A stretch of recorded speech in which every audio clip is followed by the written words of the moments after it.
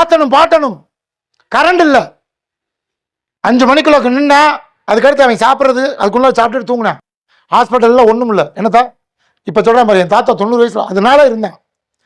நீ தான் வந்து 11 மணிக்கு மேலே பிக் பாஸை பார்த்துக்கிட்டே திங்கிறிய கப்பு கப்புக்கு கப். அவன் என்ன திங்கிறான்? என்னமோ திங்கிறானே, இப்போ சூடுவதுனே தெரியாமல் திங்கிறது, அப்புறம் அழுதுகிட்டு வேற திங்கிறது. அதனால சகோதரிகளே நீங்கள் பார்த்துக்கோங்க.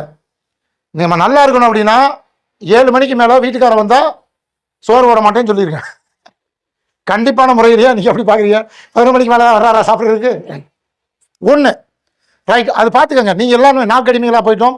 பக்கத்திலே தான் இருக்குது நிறைய ஹாஸ்பிட்டல், சாப்பிடுங்க போய்க்கலாம். 2வது என்னப்பா நான் முடிக்க போகிறேன்.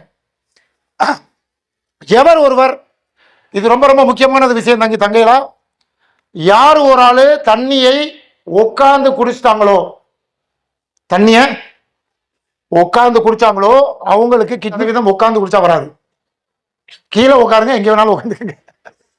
சேர்ல உட்கார்றது நம்ம மரபே கிடையாது தங்கைகளா. இப்போ நீங்க தெரியுமா, இப்போ குழந்தைகள் என்ன பண்ணுதுன்னா அது ஹார்ட்டுக்கு வேலை இல்லை. ஏன் சமணம் போட்டுருக்கு, கீழே வந்து ரத்தம் ஓட்டம் அவங்களுக்கு மனித காந்த ஆற்றல் ஃப்ரீயாக இருக்கும். நீங்கள் கீழே உட்காந்துருக்க, மேலே இருந்து கீழே வந்து கீழே இருந்து வேலை போய் நீ உட்காந்துருக்க வேலை பார்த்துக்கிட்டே இருக்கு. கீழே உட்காந்துருக்கிறதுனால அந்த குழந்தைகளுக்கு இதயத்துக்கு ரெஸ்ட். அதனால பார்த்துக்கோங்க, இப்படி உட்காந்து குடிச்சா ரொம்ப நல்லது. இப்படி உட்காந்தாலும் நல்லது தான்.